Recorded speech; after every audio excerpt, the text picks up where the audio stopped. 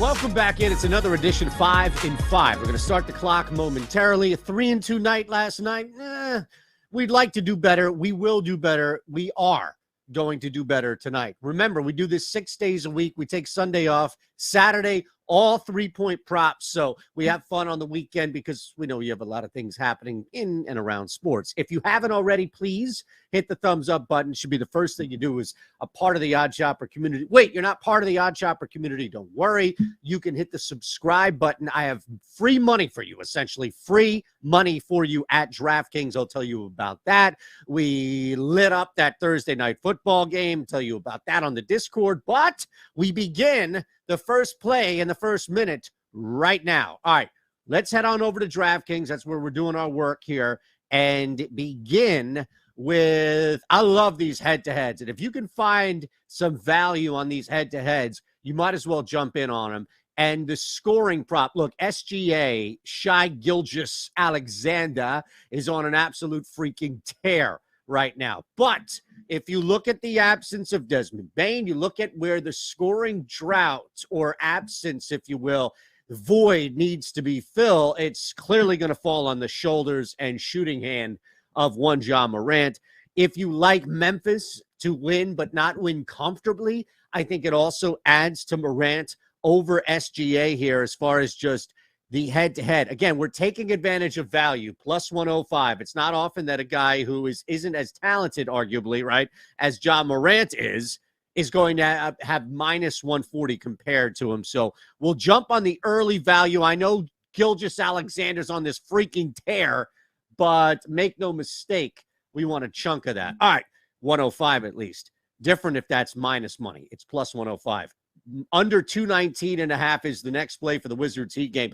This is an interesting dynamic here. You've got the Miami Heat and Washington Wizards teams who are shooting a bunch of threes, and they're actually a little bit over water from what they're normally doing. We've seen the Wizards red hot last 4 games or so. What's changed is both teams, notably Miami, have significantly increased their ability to defend the three. In fact, if you wanted to target some unders tonight from a 3-point range, it should be all over the Washington Wizards side. I like this game because both teams have been comfortable shooting threes, especially as of recent, yet Washington, and to a greater extent, Miami, I don't want to minimize what Washington has done. It's just Miami is like bottom of the league defending the three overall. Last 3-4 games, they've jettisoned right up to the top. So they have become what we expect, and that's exactly why I want to get in here on under 219.5. All right, this is dropping. It was earlier at 105, indicates to me that Drew Holiday stands a pretty good chance of playing. That's exactly why I want the Milwaukee Bucks. No James Harden. That's a problem. Look, Joel Embiid can't be Wilt Chamberlain every single game, so there's going to be some letdown here. The Sixers without Joel Embiid are a disaster. By the way, that total just dipped a half a point, so there you can take it for what it's worth.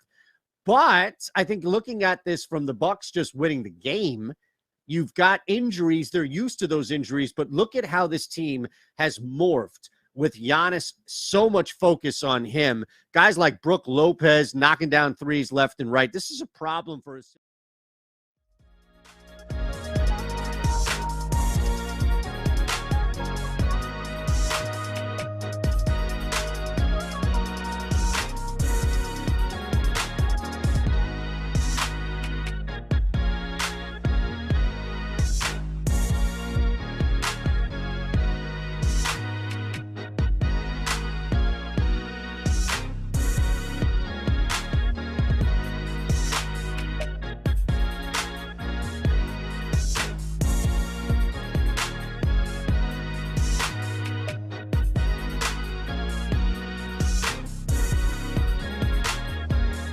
Do you remember, I think it was like 3 or 4 years ago, the Millie Maker was decided by a kneel down at the end of the last 4 p.m. game?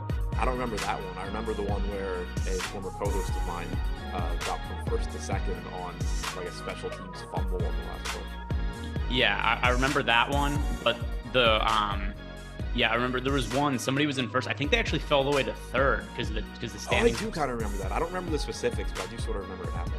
Yeah, it was somebody was in first and it was up like 1/10 of a fantasy point on second, like 2/10 of a fantasy point on third, and there was 3 kneel downs at the end of the game, went from first to third. God, that's so sick. Yeah.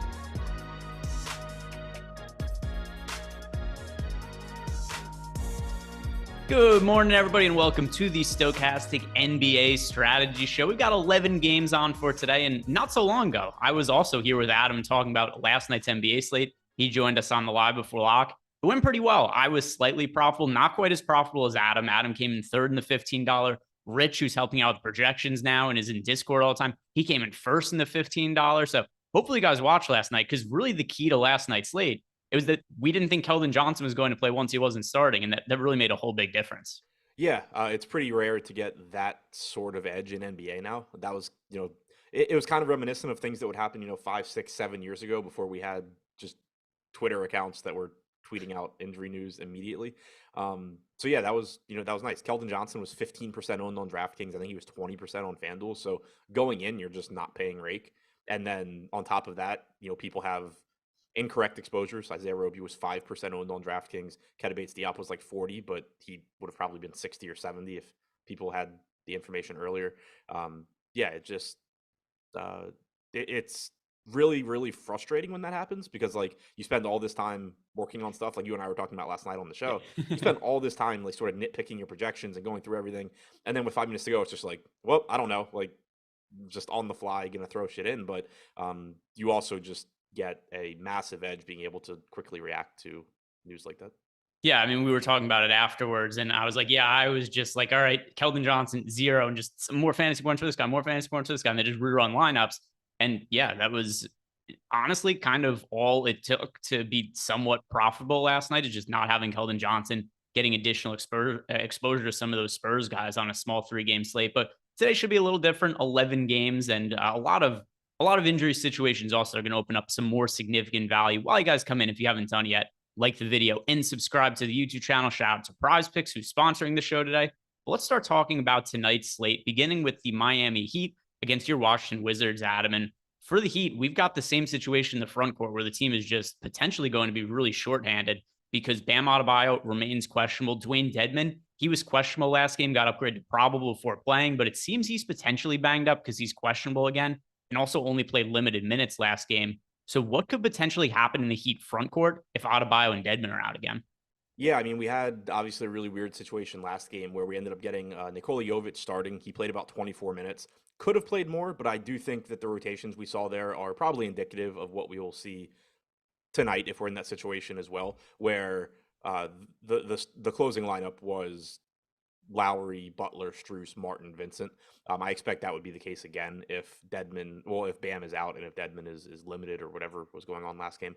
But it does potentially, open up value in that front court because they are so shorthanded. You have Jovic, who got the start. He is 3,500 on DraftKings, so price tag moved a little bit, but nothing crazy. Dwayne Dedmon, 3,900. If he were to get the start, he's going to look like a good value.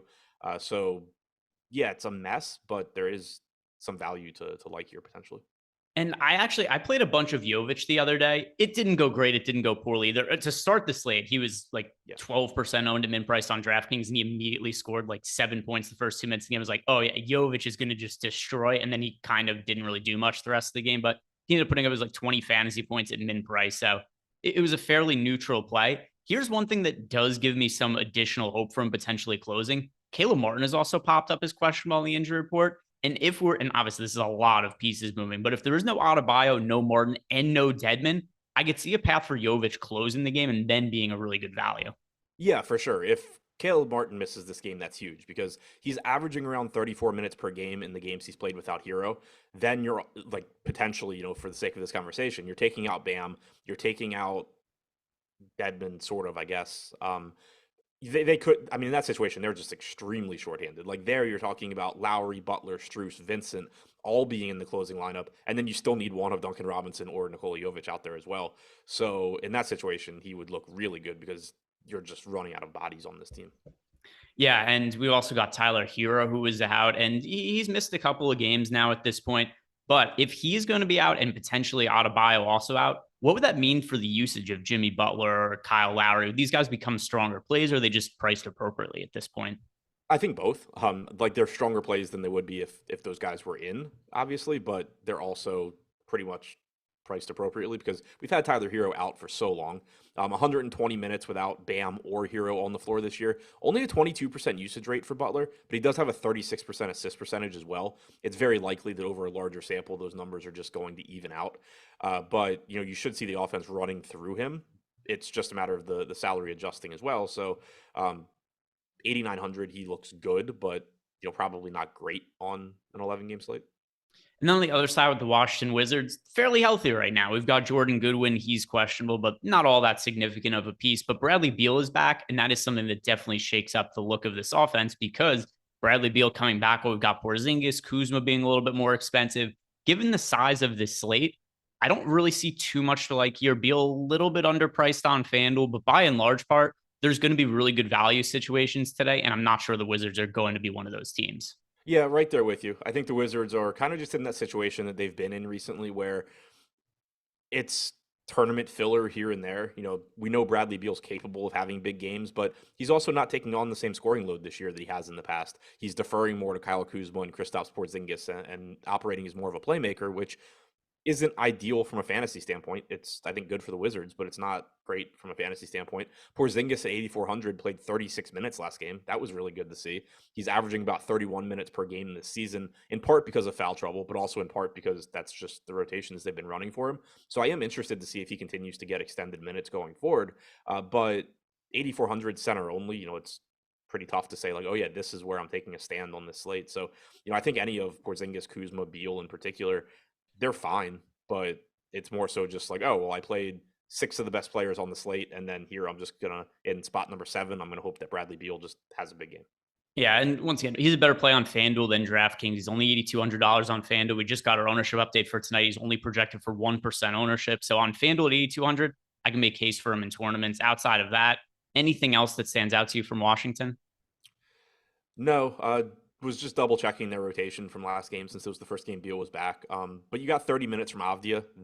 That can happen again. It doesn't have to. Will Barton played 16 minutes. He typically is going to play a little bit more, but as you and I were talking about on Twitter, he's also just been absolutely awful this season. And also that starting lineup, the Morris, Beal, Avdia, Kuzma, Porzingis lineup has actually been very good. So I wouldn't be surprised if you continue to just see that more. If Goodwin is out, maybe you get a little bit more playing time for Monte Morris. But again, on this slate, I just don't think that matters a ton. So let's move on to the next game. The Charlotte Hornets on the road against the Cleveland Cavaliers. And the Hornets, this is a team that just seems to be destined to be tanking sometime in the near future. They've been destroyed by injuries to open up the year. LaMelo Ball finally got back from injury.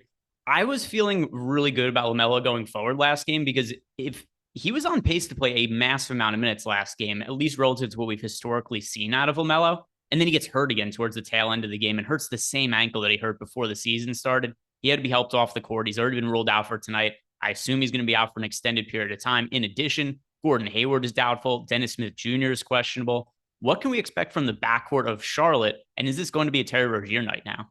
Yeah, I mean, it's going to make Rozier look good again. His salary had sort of just started to fall with LaMelo being back. So he's sitting at 7,900 on DraftKings. He's averaging 36 minutes per game this year without Ball or Hayward on the floor. 1 fantasy point per minute, 29.7% usage rate, 20% assist percentage. He's got a 48% true shooting percentage in those 211 minutes. So it kind of just reinforces that, on average, he's getting that fantasy point per minute, which is going to look decent anyway, but he's going to have games where he just shoots better than 48%. And with a near 30% usage rate, that's just a massive ceiling for him. And my actual favorite points per dollar play on this team is going to be Teo Maledon tonight, I'm pretty sure. So it looks like he's jumped James Bouknight in the rotation. The last couple of games, 25 and 22 minutes for Maledon. He could start today alongside Terry Rozier. We've seen them go with, two point guard type players in the backcourt most of the year. The Charlotte Hornets have gone with that. I wouldn't be surprised if Maledon and Rozier are both starting. And even if that isn't the case, Maledon's probably going to be the first man off the bench. I'm going to be pretty aggressive in projecting Maledon's minutes. I really like him as a value play. Are you going to try to talk me off him at all? No, I see the same thing as you. He had played 24 minutes 2 games ago, and Bouknight played like 3. Last game, Theo Maledon played 21 and a half minutes. He was actually in the closing lineup after LaMelo got hurt. James Bouknight played 6 minutes. So I'm with you. Theo Maledon sucks. That's the downside. But the minutes I think should be there. And he's actually been a little bit more productive this year than I expected. 0.92 DraftKings points per minute without Hayward or LaMelo on the floor. With it being an 11-game slate, I think that there's going to be plenty of value options, but a $3,900 Maledon I think does make sense just given the rotations that we've seen. It's likely that you're getting, low to mid 20s from him. Yeah, and right now, fairly modest ownership on him. He is 17% owned over on DraftKings. FanDuel, we've got Maledon projected for 12% ownership. And at least how things stand in the morning, things always change as more injuries come out. I do think he's one of the better value options on the slate. Now, as far as the rest of the team goes, does anybody else stand out to you as being a strong DFS option with both Dennis Smith Jr. and LaMelo Ball not expected to play? I actually think the rest of the starters are really interesting in tournaments. Like Theo Maledon's getting 18% ownership. Terry Rozier is getting around 13%. Kelly Oubre is pulling 8% at 6,800 on DraftKings. PJ Washington, 5,700, pulling 7%. We'd seen Charlotte sort of tighten up their rotation recently, and we've gotten a couple games in a row of PJ Washington playing 36 minutes. Obviously, he gets in foul trouble sometimes, but knowing that they seemingly want him to play 36 minutes when he's not in foul trouble, I think he's a bit underpriced. He's at 0.82 DraftKings points per minute without Hayward or LaMelo on the floor this year, but you could certainly see that production go up a little bit. He hasn't shot particularly well. And then similarly for Oubre, he's the one that I think is really interesting here. 1 fantasy point per minute, so the same as Terry Rozier. 28% usage rate, so like 2 points lower than Terry Rozier. Obviously not as involved as a playmaker. He's a lot more scoring dependent, but $1,300 or $1,100 less expensive and getting like half the ownership. I think Oubre is really interesting in tournaments as well. And then on top of that, we've seen Plumlee's playing time trend up a bit, getting 28, 29 minutes typically in competitive games. He's over a fantasy point per minute without these guys. So I agree with the field that Maledon and Rozier are both really strong plays here, but I think that Oubre, Plumlee, and Washington are getting slept on a bit. And then on the other side of this game, it's typically been a really good matchup for front court players going up against the Charlotte Hornets. And the Cavs do have some pretty high upside big men in Jared Allen and Evan Mobley. Jared Allen's questionable, though. He's missed the last couple of games. If he is out, what would that mean for Evan Mobley? And is there anybody else who could benefit in the front court for Cleveland?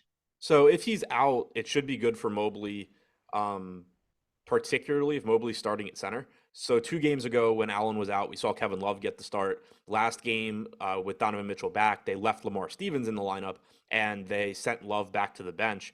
That should be more productive minutes for Evan Mobley if he's just out there without either one of Kevin Love or Jared Allen, because those guys are both such good rebounders. If you take them off the floor and you replace those minutes with Lamar Stevens, it becomes, Evan Mobley grabbing a lot of rebounds. So that is something to keep an eye on. It's not just as simple as, if Jared Allen is out, Evan Mobley is good.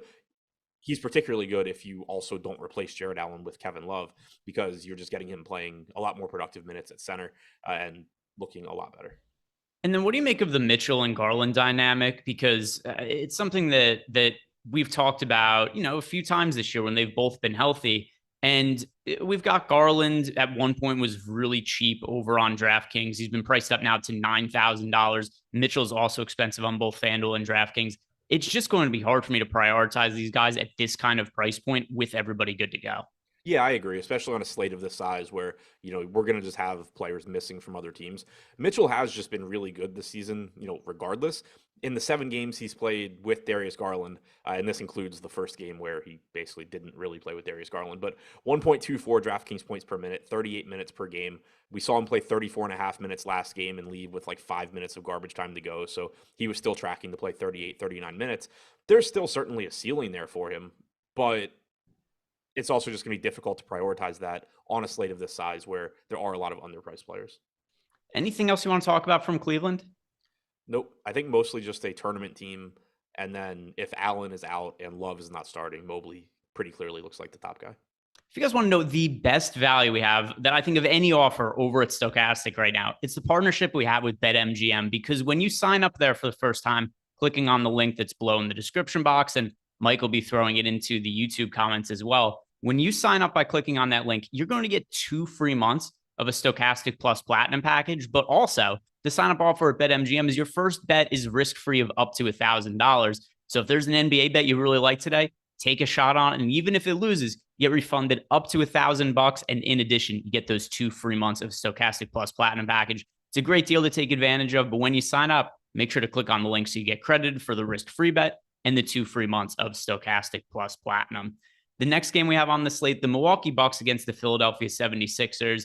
Now, I have to imagine we're getting fairly close to Jrue Holiday returning. He's been ruled out in advance of some recent Bucks games for today. He's listed as questionable. If he is back in the mix for the Bucks, Adam, what would that mean for Giannis? I don't think it means a ton. Like Giannis has been fantastic this year with or without Jrue. He's actually been better with him. We've gotten those, 2 pretty mediocre games from Giannis recently. I don't attribute that to Jrue being out. I think it's just, kind of random. But it's not a situation where I am massively downgrading Giannis if Jrue is back, for the same reason that I wasn't massively upgrading him with him out. He already does everything on this team. You can only do so much more. So I think, one way or the other, Giannis is still just Giannis, where at 12.6 on DraftKings, if you end up being able to get there, great. It's also a price tag that is extremely difficult to get to because of the sacrifices you have to make elsewhere in your lineup. But, clearly looks great if you can build a lineup that you like that has a minute. And then as for other players on the team, particularly if Jrue Holiday comes back, I don't really think I'd be getting exposure to anybody other than Giannis as a pay up in some spots. Yeah, I mean, this team right now is projected for literally no ownership. On DraftKings, we have Giannis at 3%. We have everybody else sub 1. And the reason for that is that if you project Jrue Holiday in, he's $8,700 now. That's pretty much a non-starter, I think. Brook Lopez is up to 6,600. Portis is at 7K. There's just nothing that's going to look very good here. Javon Carter is sitting at 5,800. If Jrue Holiday is out, then Carter's sort of a secondary option, but he still loses a lot of production playing alongside Giannis compared to what you were getting when Giannis was also out. So he's not any level of a priority. But if Holiday is back, he's not interesting at all. And then on the other side of the game, Joel Embiid looks like Joel Embiid again. And this do you remember the start of the season last year, Adam, where he kind of got a little bit slow off the snide to start the year, and then he missed some time. And I think it was also, he was dealing with a knee issue, and then he got COVID towards the start of last year. And then he came back and just went on a tear for the rest of the season. This year, kind of similar type thing. Starts the year a little bit slow, misses a handful of games with injury, comes back, and just starts wrecking everybody. So the last few games for Embiid now, over 100 fantasy points for DK purposes last time out, 71 the game before, 45, 55. I think it took Joel Embiid a little bit to get into game shape, and now it looks like he's good to go. To me, one of the top, if not the top pay-up option on the slate tonight. Did you say he went over 100 last game? Yeah, he did. Nice. Either he wasn't on the slate or I didn't play the slate, but yeah, no, he was on the main slate, and yeah, he scored over 100 fantasy points. Here was his stat line in that game. The full stat line for Joel Embiid: he had 59 points, 11 rebounds, 8 assists, and 7 blocks. Yeah, that'll do it. Overall this year, now he's played 196 minutes without Harden, 1.62 DraftKings points per minute in the 4 full games, which obviously is going to be skewed by what you just said. But he's at 1.87 DraftKings points per minute, also averaging 36 minutes per game in those games. And we've seen him averaging around 35 minutes per game anyway this year. So yeah, I'm with you. Looks very good. 11,300 is a healthy price tag when you're center only in particular, but it's still $1,300 less expensive than Giannis. And he's producing at a pretty similar rate without Harden on the floor. Yeah, and by the way, it was 103 fantasy points over on FanDuel and just a little bit over 100 on FanDuel. It was 100 and change. So it was a big game for Embiid, obviously. And then also the other thing that somebody in YouTube chat has also just pointed out, DFS in YouTube chat said Joel's usage is over 50%. Yeah, he had a 53% usage last game. That was a very big usage game for him. And the other thing too is towards the tail end of the game, he was so good. They went to Joel Embiid on every single possession. He was clearly winded, but he does appear to be, at least to me, to be in much better physical shape now than he was a couple of weeks ago. As for the rest of the players on the Sixers, does anything else stand out to you? Not really. Tyrese Maxey's still playing a lot of minutes. He's got a like 27% usage rate in the 4 games that he's played with Embiid and without Harden. He's only averaged 0.93 DraftKings points per minute in those games. I will say that, like, individually, he's another guy that's a pretty interesting pivot to Terry Rozier if Rozier is going to get a lot more ownership, because they are the same price. Rozier's averaged a fantasy point per minute in his current situation. Maxi's at like 0.93. And they're both going to play huge minutes. So, like, I think that's a spot where if you're hand building a lineup and you're sort of at that price point and you need a low owned guy, Maxey makes sense. But, I don't think he's a true priority here because, you are just going to see him give up work to Joel Embiid. Beyond that, there's really nothing that I like.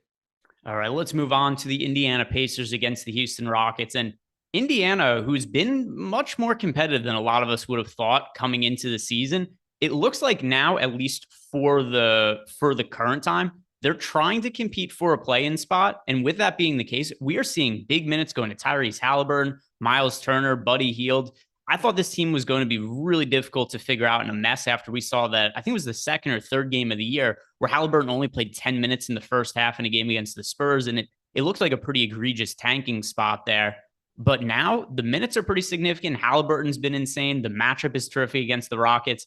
I like getting Halliburton. I like getting to Turner. I think Hield makes sense as well. What do you like from the Pacers? Yeah, once we got that quote from Rick Carlisle a couple games into the season about, like, we're just going to use different rotations because why the hell not? Yeah. I was just like, oh man, this is going to be a long year. But they've been pretty solid, at least recently. 32 minutes last game from Halliburton, obviously a little bit less than you would like, but he's averaging 33 or 34 for the season.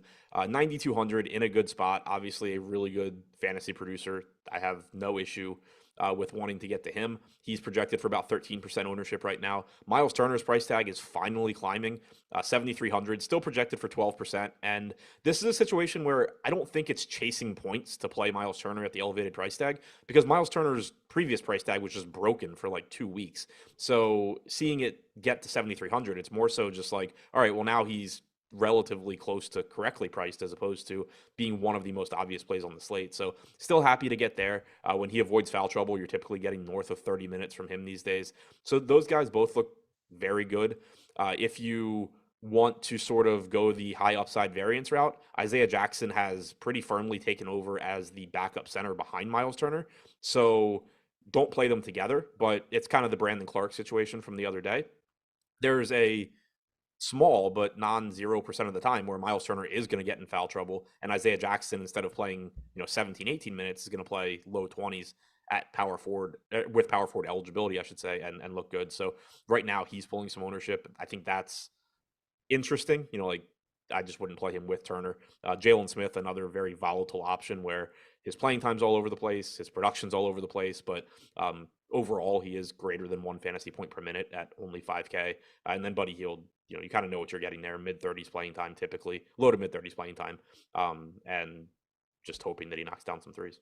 And this should be a really high scoring game, 236. It is the highest total on the slate. There's only a couple of games with a total north of 230. There's this one, and then there is the Warriors-Knicks game later on with a 234.5 total.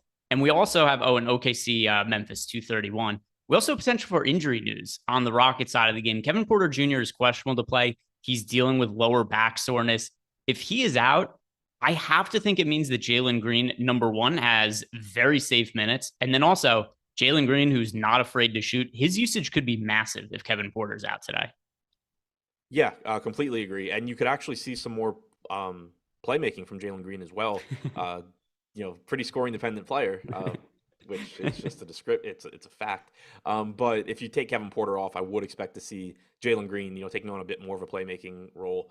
You probably would get like Deshaun Nix starting. I'm not positive that he's been the backup to Porter. I don't know if they would move him into the starting lineup or if they would do what they normally do and move KJ Martin into the starting lineup and everybody shifts up a spot. But one way or the other, Jalen Green would look fantastic if Porter misses this game. He's played 75 minutes without him on the floor. His assist percentage actually hasn't moved. It's still 15%, but he does have a 36.5% usage rate without him out there. So those numbers probably sort of even out. The assist percentage comes up a bit. The usage rate goes down, but one way or the other, it's going to make Jalen Green look better. Yeah, so we're going to need that kind of update on Kevin Porter Jr. I know you mentioned that Daishen Nix could end up moving into the starting lineup for Porter, but any other value plays that would potentially look better if Porter isn't able to go? So whoever does move into the starting lineup, whether that's Knicks or KJ Martin, those would be my two guesses at who it is. Either one of them are going to look better, just because they're playing more minutes, and then obviously also there is a lot of production available with Porter if Porter is out. So 4,300 for KJ Martin, 3,200 for Daishen Nix. Either one of them would look reasonable. And then I think maybe you see a little bit more production for Jabari Smith. I'm not confident in that because not only have his rates been so low this year, but he's also just been awful. So I don't even know what he necessarily does with more rates, but 5,200 with some level of increased opportunity. And then I would expect Şengün to look a lot better as well. He's someone that is very involved as a playmaker anyway. So I think you could just see the offense run through him a bit more. He's got a 12% assist percentage this year. So, he's behind Jalen Green, but, for a center, you're getting decent assist production from him in addition to a 25% usage rate, which probably goes up if Porter is out. Smith has been a disaster shooting the basketball this year, and he actually shot over 40% from three in college. So some of this is going to have to increase a little bit. But in the month of November, he has not had a single game where he's made more than 40% of his shots from the field. Not one single game in this month where he made over 40% of his shots. And he's also shooting 25% from three. Not great. But if he's going to get extra opportunity in the absence of Kevin Porter, maybe worth a look in large field tournaments. Anything else you want to mention from Houston? Jabari Smith is why you can't take too much from watching games. I caught one Rockets game at the beginning of the year, and it just happened to be a game where Jabari Smith was looking really good, just like knocking down threes. And I'm like, man, this guy looks really good. And he's just been awful. Like if I was just basing things on that game, I would have been jamming this guy in at for no fantasy points for 2 weeks. I may or may not have thought I made a good bet buying low on him to win Rookie of the Year after that game, and it went to shit so quickly. Yeah. But it was at a point too where it was like Boncaro was minus 300 to win Rookie of the Year. I was like, should one guy really, in case Boncaro gets hurt or something happens, it's like there has to be a long shot here that makes sense. And then Jabari Smith was playing. I was like, all right, Jabari Smith is the guy, and I don't think he's made a single shot since then. Right. And Boncaro has been hurt since then also. And well, not entirely, but Boncaro got hurt, which was one of the reasons I thought it made sense to look at other people. And Boncaro is still so much better than everybody else in the rookie class. He's like minus 700 to win Rookie of the Year. But yeah, to your point, there's definite danger involved watching it. Never watch the games. Watch the box score on ESPN, the game cast. That's the only safe way to sweat the NBA slates. Save yourself from yourself. Next game we have to talk here. It is that Oklahoma City Memphis game I mentioned before. 231 total. It's one of the higher paced expected games on the slate. And we've got SGA to talk about. And SGA has just been insane. He doesn't even have bad games ever, really. Every game kind of seems like a smash for him. He's been priced all the way up to $10,800 over on FanDuel. DraftKings, though, they can't quite put him over that 10K hump. $9,900 for SGA. Good pay up option for me on DK, but more appropriately priced at 10.8 on FanDuel. Yeah, he's just insanely good. Josh and I were talking about him the other day for a while because somebody said, I don't remember who we were talking about. Somebody compared them to SGA, and it was just like not even in the same conversation. But SGA this year, averaging around 1.4 DraftKings points per minute in the games that Josh Giddey has played. He's got overall this year like a 63% true shooting percentage, 64% true shooting percentage on 34% usage. Just insane numbers for him. 1.46 DraftKings points per minute overall, including the time he played without Giddey. Also a 27% assist percentage to go with the 34% usage rate, and he's averaging around 36 minutes per game. The price tag's getting up there, and I'd said it the other day that we're going to pretty soon get to a point with SGA where you are clicking on him at a price tag that doesn't seem very appealing, like it seems too expensive, but it's completely backed up by everything he's done this year. I still think he's a good play at 9,900 here. Yeah, I feel the same way. And then something else that could matter too, Josh Giddey got not benched in the second half of the game, but he didn't start the second half. I think there's potential for Giddey to not be in the starting lineup tonight. Not saying that's the highest probability outcome, but I think it's in the cards considering that he did not start the second half last game. If that's the case, that's even more time that the ball is going to be in SGA's hands, which might be in the benefit of OKC. Do you think there's any chance that Giddey isn't in the starting lineup today? I took that more as OKC doing random shit because that's what they do. I'd be very surprised if Giddey doesn't start today, but it's OKC. Like, entirely possible, I guess. And then anything else really stand out to you from OKC? To me, it's kind of SGA or bust. Just 11 game slate, it seems we're going to have a lot of value. And I don't trust the rotations because of weird stuff like Giddey not starting the second half last game. Yeah, that's pretty much where I'm at. Like the 6,500 on Giddey, I think is still a reasonable price point. This is somebody that you and I had both been interested in the last couple of slates. Last slate just certainly reiterated the point that you can't trust anybody on this team outside of, at least so far, SGA. They haven't, knock on wood, they haven't started jerking him around yet. Probably just a matter of time. But yeah, I mean, you get the text alert where it's like, oh, Josh Giddey not starting the second half. Like, all right, what are we doing? But he's getting 17% ownership right now. It's a situation where like there's a lot of volatility there. So if he's gonna be rostered by 1/5 to 1/6 of the field, I probably can just find other things to do. But if you were to see that ownership drop and you get a situation where everybody's scared off of him and he's 5%, there is still very clearly a path to 33, 34 minutes of more than one fantasy point per minute from Josh Giddey. Yeah, and the other thing too, because everybody assumed, I think rightfully so, coming into the year, this team was going to tank. All of us knew SGA was good. SGA is so good, it's almost impossible to tank with him. He's just going to single-handedly win games. They're close to a 500 team this year. If SGA doesn't get hurt, that just might be where they are, because it's going to be hard to lose games when SGA is going out and putting up 35 points on crazy good efficiency, regardless of who's around him. So I think that for now, we should feel good about at least SGA in his minutes. Everything else maybe a little bit shaky. On the other side of the game, when it comes to Memphis, what do you make of the return of Jaren Jackson Jr.? Played 25 minutes his first game back, was in the starting lineup. Could we see more than that from him today? And would that make him worth rostering in tournaments? I think you could probably see more. Like, I think it was a good sign that he came back and just immediately started, played around 25 minutes. He's somebody that you typically can't project for much more than that anyway, because he fouls so much. I think he averaged about 26 minutes per game as a starter last year, but there's no reason that, he can't play 27, 28 minutes. I wouldn't think at this point. He didn't close that game, but I think that, yeah, like I don't really think there's any reason he couldn't play a few more minutes here. Yeah, and if he does, I mean, particularly on FanDuel, where you're getting the extra points for the defensive stats, and even his limited minutes, he blocked, I think it was 4 shots last game. He's very live to lead the league in blocks per game. $6,300 at 11% ownership over on FanDuel. I could certainly see a path to upside there just based on the defensive stats. We also have Desmond Bane out for Memphis. Does that open up any value for any of the other players? I know Bane's been out for a couple of games, so it's somewhat priced in at this point. Yeah, I mean, I think it opens it up a bit for John Morant just because you're getting even more production from him without Bane. We also saw him play more minutes last game, which was something that I had said I thought maybe you would see because of the rotations Memphis has been running this year, where Bane is frequently on the floor. Like they're staggering Morant and Bane's minutes. And so you got 36 minutes from Morant last game. He's only averaged 32 or 33 minutes per game this year. So I do think that's something that shouldn't be slept on. I think that's a rotation change that you could see continue for as long as Bane is out. And then, as far as Morant's rates go, it's kind of difficult to get a really good gauge of what to expect, because if you go back to last season to get a larger sample size, you have to keep in mind that Desmond Bane wasn't operating with nearly as much usage last year as he is this year. But this year, Morant's played 203 minutes without Bane on the floor. He has a 42.9% usage rate and a 39.4% assist percentage. He's averaged 1.62 DraftKings points per minute. I don't think those rates hold. I mean, that's Luka Doncic level, opportunities, but I think there's a good chance that you see elevated rates over what we saw from him last year, and that, he's just a really, really good option for however long Bane is out. And we have to talk about one price discrepancy between sites, because Dillon Brooks is $6,400 over on DraftKings. As a result, he's 3% owned.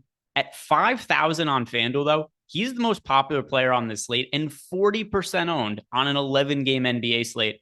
So Dillon Brooks, it's a better situation for him without Desmond Bane. Dillon Brooks, I've said before, he thinks Dillon Brooks is the best. Dillon Brooks thinks Dillon Brooks is the best player on the Grizzlies, and he doesn't even think it's up for debate. He thinks he's better than Jaren Jackson. He thinks he's better than Morant. If he touches the ball, he's generally going to shoot it.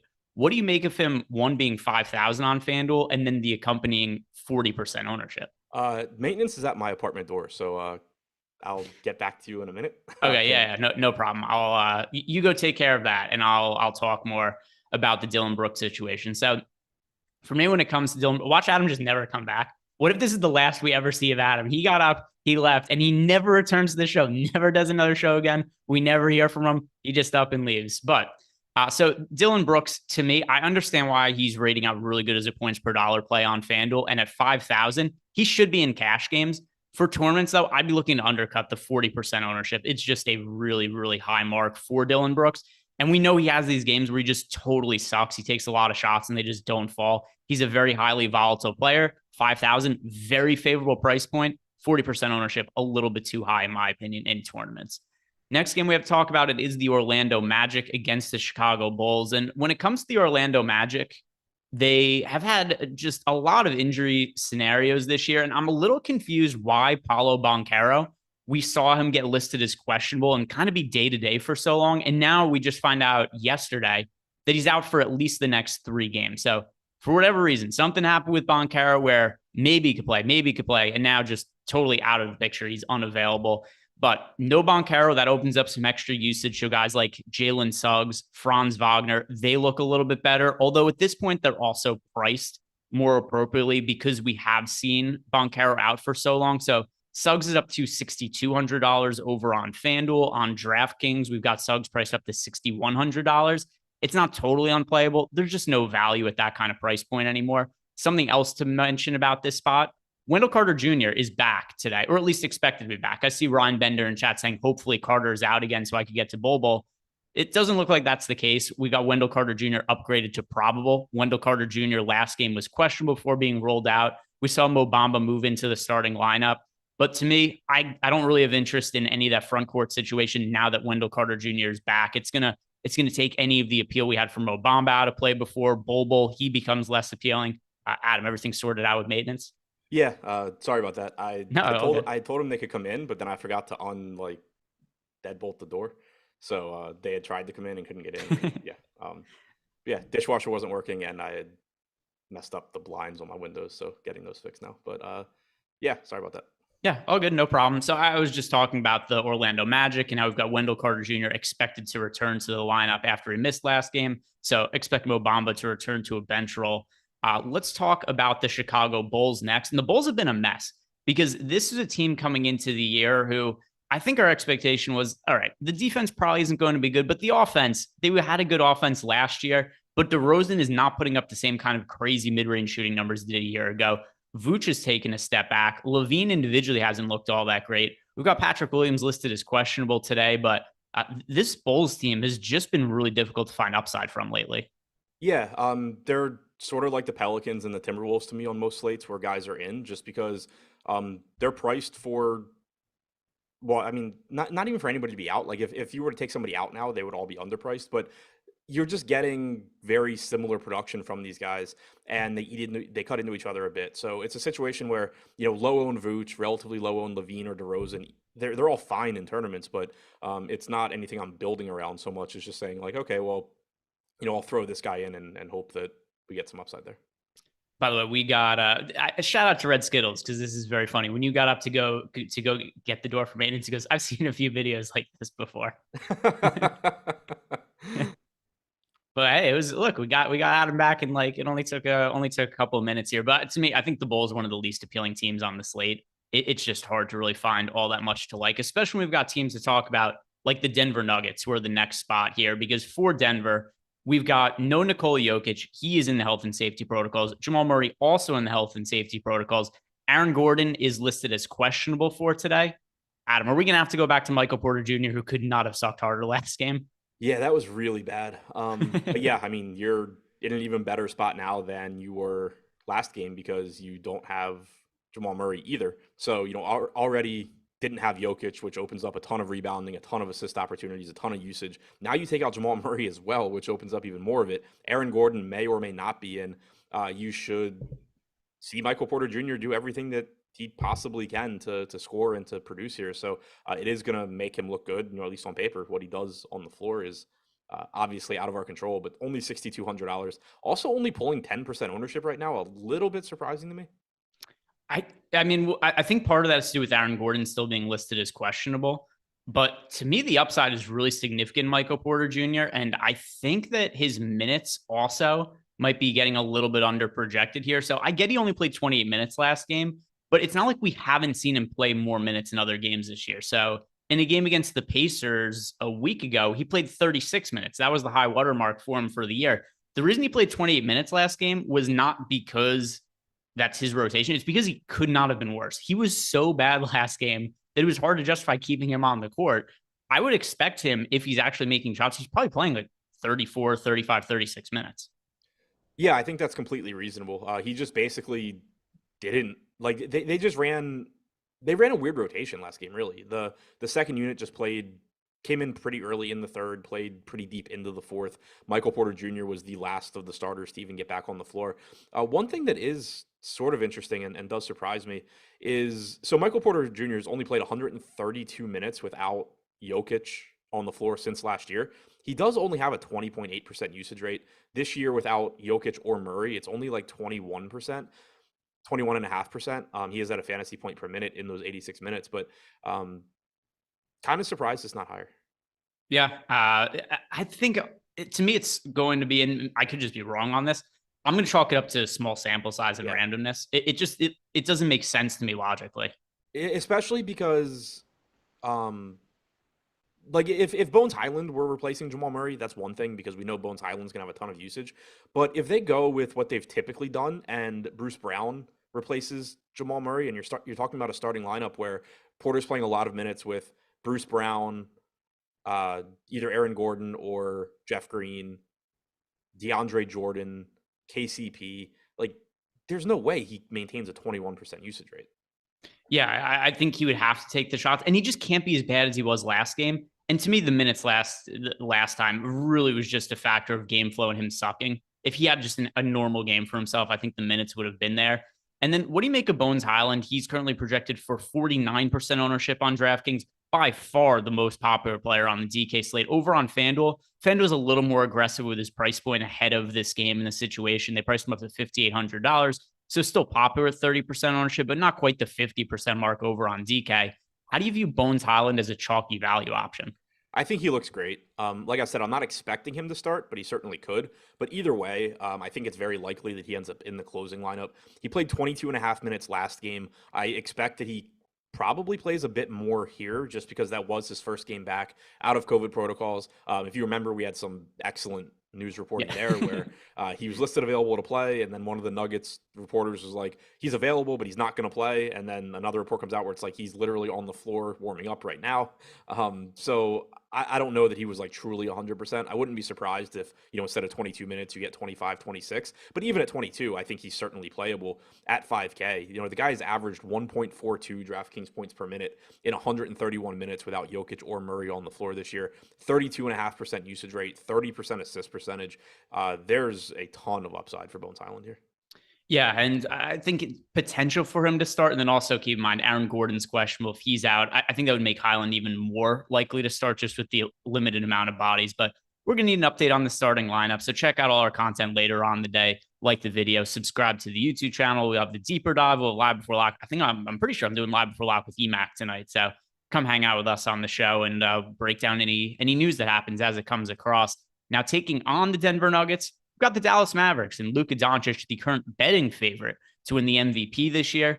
To me, I'm in between Luka and Embiid as my favorite payout options, and ultimately, still very far in advance. I think I'm going to end up getting to more of Luka just because of the positions he's available at. So Luka, it looks like there's going to be a slate with a lot of value available. I think that'll make it easier to get up to Luka than it typically is.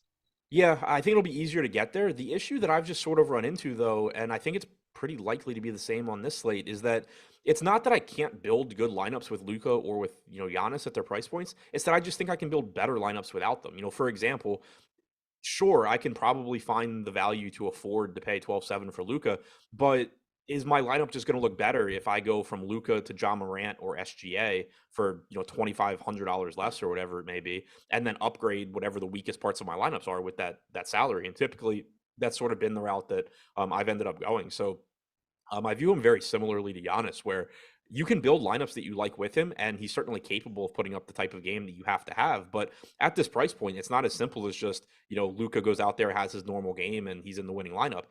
Because if Luka just goes out there and more or less hits his projection, chances are somebody else is just matching him for a lot less money, and you're in trouble.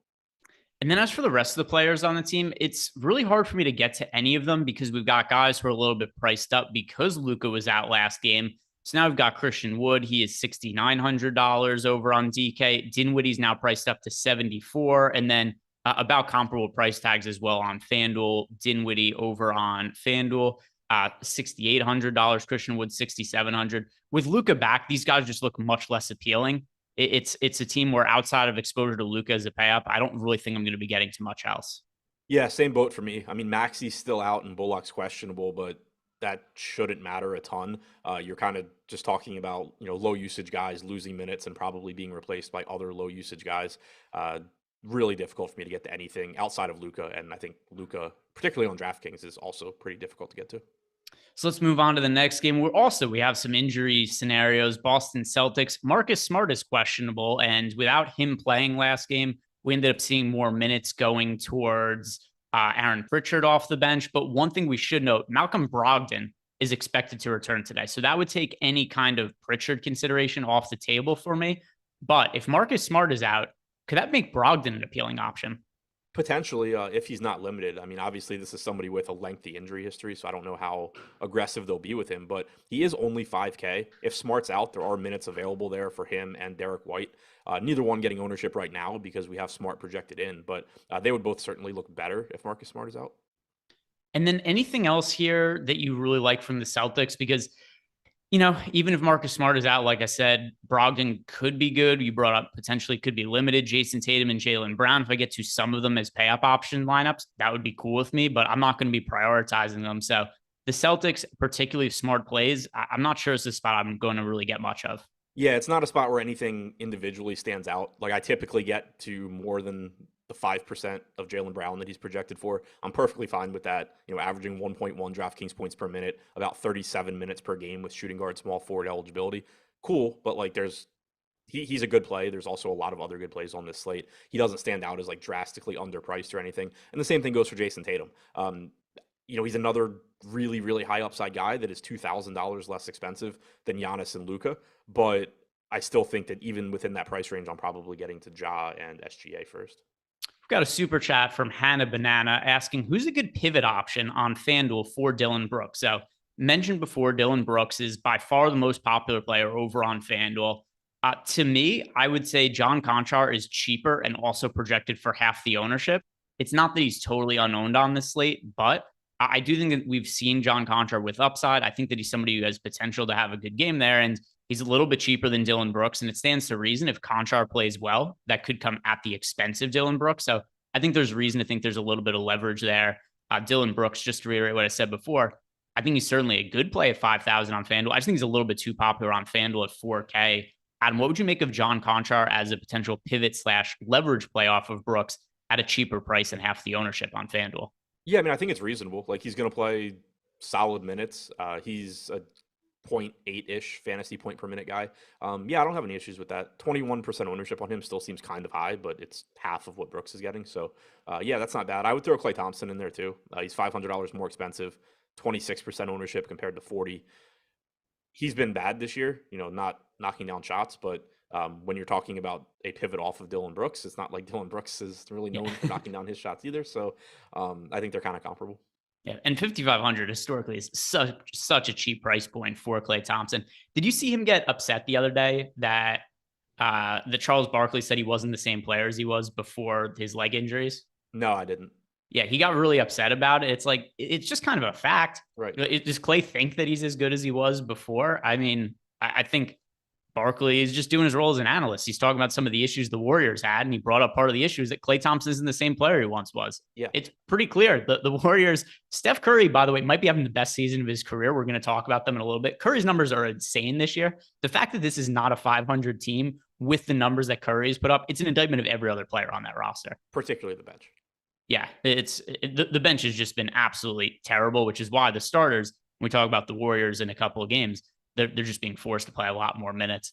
Getting back to the Boston-New Orleans game, Zion Williamson is questionable again today. If he is out and he's still same thing, ankle, foot soreness, and I think they're going to be pretty cautious with Zion whenever these type of things pop up, who would benefit the most if Zion misses another game? You should see more production for CJ McCollum and for Brandon Ingram. Those guys just see an uptick in usage when Zion's not on the floor, as you would expect them to. You get more playing time potentially for Trey Murphy. Still, last game only played 25 minutes, just had a massive game in those 25 minutes. There are more minutes available potentially for him. 4,700, I think, is a pretty fair price tag based on what we've seen in those last couple of games, but there's nothing really stopping him from potentially playing more. So kind of an interesting spot there. But McCollum at 8,300, Ingram at 8,100 would be the guys I think I get to first. Looking at that, center position, 6,800 on Joval, 4,500 on Nance. There's certainly some potential for either of them. They're both averaging about 24 minutes per game, but within individual games, you can certainly see that vary where, sometimes Joval gets the bulk of the minutes, other times it's Larry Nance. And then if Zion plays, number one, that's going to take away from the other players in the Pelicans starting lineup. But then I'd also be concerned that he isn't going to quite play full minutes today, that they might hold him back a little bit. Not where I'd expect him to play 26, but maybe get like 30 minutes out of Zion. And something that also you had mentioned the other day is that somehow Zion's minutes never quite get to be full this year, whether it's a blowout or an injury or foul trouble. And this just seems like a spot where the Pelicans might not want to push him. So even if he plays, I don't think I'd be wanting to get there. And there's a lot of other pay up options to look at. Yeah, same. If Zion's in, to me, it's mostly just that it kills the CJ McCollum and Brandon Ingram value. Today's show is sponsored by PrizePicks. And if you guys have not signed up at PrizePicks yet, here's a good reason to do it. First off, if you click on the link and sign up that we have below, you do get up to a $100 bonus on your first deposit. But if you've had that itch to bet on sports, but sports betting isn't legal in your state, there's a good chance that PrizePicks is operating, and PrizePicks has player props that you could bet on and bet against the house. You build different parlays, player prop cards over on PrizePicks that you could get exposure to sports betting, even in a state that sports betting might not be legal. So check out PrizePicks, click on our link to sign up, and check out all the tools we have over at Stokastic.com that are going to help you build winning player prop cards over on PrizePicks. We've got our player prop projections with projected odds for the numbers to go over and under their projected player props. It's a really easy way to find value that'll only take you a few seconds. Next game, and we've got 3 left to talk about, the Phoenix Suns against the Utah Jazz. Once again, Chris Paul is listed as questionable. I have to think he's getting close to a return. I don't know that it's for sure going to be today, but if you're asking me 50-50, which side do I lean towards? I would say more likely Chris Paul plays than he sits. But if he does not go at him, is there any meat left on the bone for guys like Cam Payne or Devin Booker to still get to? I think so, because the part of Phoenix that keeps getting slept on, I think, I was talking about it with Alex on the show the other day, is that Landry Shamet is out. And obviously, if it's just Landry Shamet out and Chris Paul's back, that's not a huge deal. But if both of those guys are out, this rotation has gotten really tight. Like Josh Okogie's playing like 8 minutes off the bench. Dwayne Washington's been backing up Cameron Payne. But the result is that you're getting, in competitive games, you're getting Devin Booker approaching 40 minutes. You're getting Mikal Bridges like averaging 40 minutes. He played 42 minutes last game. Torrey Craig played another 30 minutes last game. So you are just getting a little bit tighter rotation. Damian Lee played 27 minutes last game. Normally he's playing like 22. And when that happens, you're getting even more minutes for Torrey Craig, for example. So I do think that the combination of, if Paul is out, you get the increased production for Booker, you get the extra minutes for Cameron Payne, combined with you just get a very thin rotation where Mikal Bridges is probably playing a couple more minutes than he otherwise would. Torrey Craig potentially playing a couple more minutes. It still just makes them look, I think, pretty appealing. And that's without even mentioning DeAndre Ayton, who was awful the other day. He's actually been better with Chris Paul on the floor this year. At 6,200, I'm playing him regardless, but I do think he actually looks a little bit better if Paul plays. And then if Paul does end up in the lineup, I'm going to find it hard to roster him. It would also cut it to Devin Booker. I think also Chris Paul, if he comes back, I would expect a light minutes restriction, maybe like 28 to 30 around those lines. So Paul coming back would really hurt pretty much everybody on the team other than Ayton. Yeah, if Paul's back, I think Ayton is still a priority. But as far as like Booker, Bridges, Paul himself, I have trouble getting to those guys. Torrey Craig at 4,500 probably isn't influenced too much by Paul. You're just playing the game of like, does Torrey Craig knock down his corner threes and run into 5 steals or not? Which at 4,500 on a slate of this size isn't a super appealing game to play. And then the Utah Jazz, who are finally starting to get just a lot of respect from sports books, because this is a team that has the best overall record against the spread this year. They're already halfway to their win total from before the season. That's how low the expectations were for them coming into the year. Now, one of the best records in all of the NBA. So a game against the Suns are only favored by 2 points against the Utah Jazz. This game is expected to be competitive. But as far as the Jazz go, these players have largely been priced up. They're in a tough matchup against the Suns. I don't really see a whole lot of points per dollar value on this team. relative to what we've seen in other spots. Yeah, we've seen prices go up a little bit. One thing that's really unappealing about the Jazz from a fantasy standpoint, they have good point per minute players, but they don't run super fantasy friendly rotations. Their starters pretty much, so for the season, Markkanen averages like 33 minutes per game. Conley's at 30 to 31, Clarkson's 30 to 31, Vanderbilt's 25, Olynyk's like 27. It's not a bunch of guys that you can confidently say are just going to go out there and play a ton of minutes. So that's one reason why the prices are still, reasonable. Conley coming in at 5,900, Clarkson at 65, Olynyk at 52. Anytime these guys do happen to run into a few extra minutes, they're going to look good. But the rotations that Utah's played with their starters haven't been super appealing. Part of that is that Olynyk and Vanderbilt pretty frequently get in foul trouble also. But yeah, it's just, there's certainly upside for these guys, but they do run their bench for more minutes than most other teams. Yeah, and I mean, to me, I just don't really see, and like Vanderbilt, somebody I would like to play Jared Vanderbilt, but the minutes are never really there for him. So to me, a lot of spots, a lot of value on the slate. Jazz probably not going to be anything I really get to with any kind of regularity. Couple games left here. The next one, the New York Knicks against the Golden State Warriors, and the Knicks are another team who are not really running the most fantasy friendly rotations this year, particularly because who the hell knows what we're ever going to get out of the front court when it comes to Tom Thibodeau, whether it's Hartenstein, Sims. Hartenstein's clearly the best fantasy producer that they have of the two centers, and Mitchell Robinson remains doubtful. But I just never know what the minutes are going to be. I'll be looking elsewhere. And overall, I just don't see a whole lot I love from the Knicks. Jalen Brunson is a little bit underpriced on DK, get to him, but nothing else really that I think I'd be getting too much. Yeah, the Knicks have tightened their rotation. They said the other day that Fournier and Grimes weren't going to be in it, and so far Tibbs has actually stuck to that. So it does actually open up more minutes for Emmanuel quickly. He played 28 last game. He played, I believe, 25 the game before that. Not any level of a priority, but at 4,400, kind of interesting. He is pulling 18% ownership right now, so I guess we're projecting people to have figured out these new rotations. Similarly, Cam Reddish at 3,800, pulling 25% ownership. Not a great point per minute guy, but playing huge minutes if Fournier and Grimes aren't going to be in there. Played 37 last game. I think you can pretty confidently at this point expect him to play low to mid 30s. The center position is a nightmare. Yeah. Isaiah Hartenstein finally wasn't in foul trouble last game, still only played 22 minutes. Like his playing time range at this point is 22 to 38, and who the hell knows. One thing that was really interesting last game is that you got a lot of Obi Toppin playing alongside Julius Randle. Randle played 32 minutes, Toppin played 23. They were both in the closing lineup without Jericho Sims or Isaiah Hartenstein. There's no guarantee they do that again today, but it's very easy for them to against Golden State, who is going to have either Kevon Looney or Draymond Green as their closing center. There's no reason that they can't go with that smaller lineup. So I do think that's an interesting angle. Maybe you can tack an extra minute on the Julius Randle or Obi Toppin, but either way, at their respective salaries, I don't think it's going to make them look super appealing. And on the other side, when it comes to the Golden State Warriors, the team has basically totally been powered by Steph Curry. I looked at the EPM numbers over at Dunks and Threes, and Steph Curry has been by far the most valuable offensive player in the NBA by their metrics.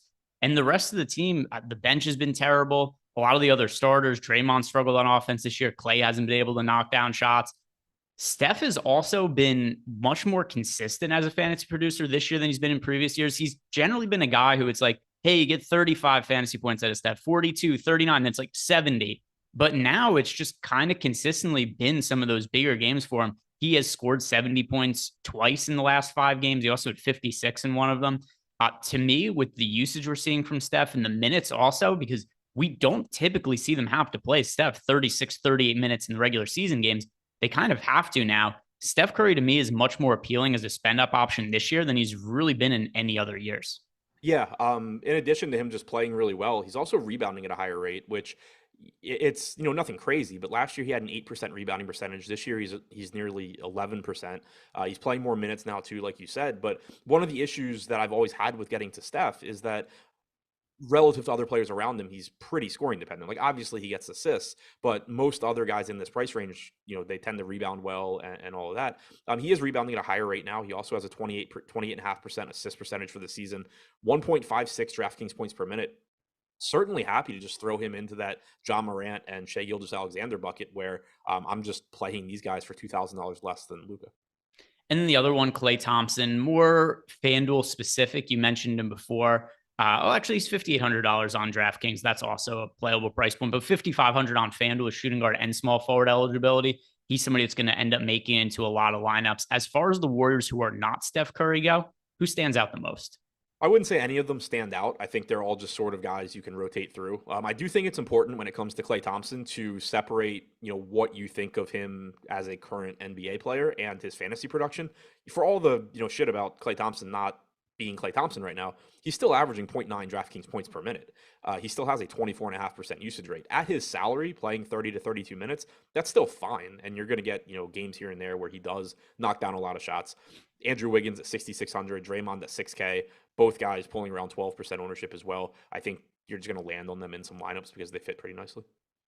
One game left to talk about, and it is the Detroit Pistons against the Los Angeles Lakers. And Adam, last night, you and I did the live before lock show together. There was all kinds of weirdness with starting lineups. And then as soon as we finished, the Pistons lineup comes out, Jaden Ivey isn't in it. And then they get an amended starting lineup 5 minutes later that then has Jaden Ivey. And I don't know what the hell happened or what got lost in translation there. But I have no real concerns about the Pistons throwing out the regular starting lineup today. There's still no Cade Cunningham. There is no Isaiah Stewart. Marvin Bagley got into some early foul trouble. I think he is some upside for playing time. There's some individual pieces here that I think could pop up in lineups here and there, but no priorities from the Pistons for me. Yeah, same. We did get some price drops. Jaden Ivey went from 6,900 back down to 6,400. Bagley went from, what was he, like 5,800 or something yesterday? 59 last night. Yeah, to 4,700. I think he's really interesting because if you just look at the minutes from last game, it's easy to be discouraged. He played 22 and a half. Jalen Duren played 25. But like you said, he got in foul trouble in the second quarter. He lost 6.5 minutes out of his rotation there. You were pretty clearly going to see that rotation that we've been seeing earlier in the year where, Stewart was playing 29 minutes. Duren was playing 19. Now I think it's just Bagley plays around 29 on average. Duren plays 19. 4,700 for Bagley at low ownership, I think, is really appealing. I'm fine going back to Jaden Ivey. Obviously, he's had his ups and downs, but you are getting consistent opportunities without Cade Cunningham. So I like that. Bogdanovich at 5,800 is fine. Bay at 5,300 is fine. But I think Ivey and Bagley are the guys I'm going to end up getting to the most. And then let's talk about the Lakers, the final team on the slate. And it's going to be hard to really know what to do with them because LeBron James is questionable. And in the past, whenever LeBron has been questionable, it's been Fugazi. It's been BS. We knew that he's going to play, but he's actually missed a bunch of time. I have no read on whether LeBron James is going to play or not. I do know this. If LeBron does not get back to the lineup soon, the Lakers, we're already almost 20% of the way through the season. The Lakers have hardly won any games. At some point, they're going to have to start winning. I think LeBron, if they are going to actually try to compete this year, they need him back sooner rather than later. But at least as of now, do you have any kind of real lean on whether LeBron will be active or not? My guess is that he is, simply because he hasn't played in a while. And as far as I know with this injury, he basically just said, it's not going to get better unless I rest. So I'm going to just, strategically rest. I would think that, having not played and then also the Lakers haven't even played since the 13th. I'm guessing he plays. I have no idea, though. If he doesn't, obviously it makes Westbrook look better. It makes Anthony Davis look better. It makes everybody look better, at least to some extent. But for now, I'm going to just assume that he's playing. And then we've got a couple other players coming back to the Lakers. So Thomas Bryant, he was injured to start the year. He's expected to play tonight. Dennis Schroeder, he was injured to start the year. He's expected to play. It's funny because last year when it came to Lakers Twitter, when I was kind of shitting on this team and trolling their fans saying oh, this team's no good. And they said, just wait until Kendrick Nunn comes back. Then everything's going to be different. Kendrick Nunn has been so terrible this year. I think he falls out of the rotation entirely with Dennis Schroeder back. And then as for other players, I don't really know what it's going to ultimately mean for Westbrook, Lonnie Walker, and these other players. But I don't really want to roster any of the guards from LA tonight. Yeah, I don't really want to roster much of anything at all from LA in general. Anthony Davis even is center only now at 10-2. I mean, that's fine, but really tough to like. LeBron somehow does not have MPE.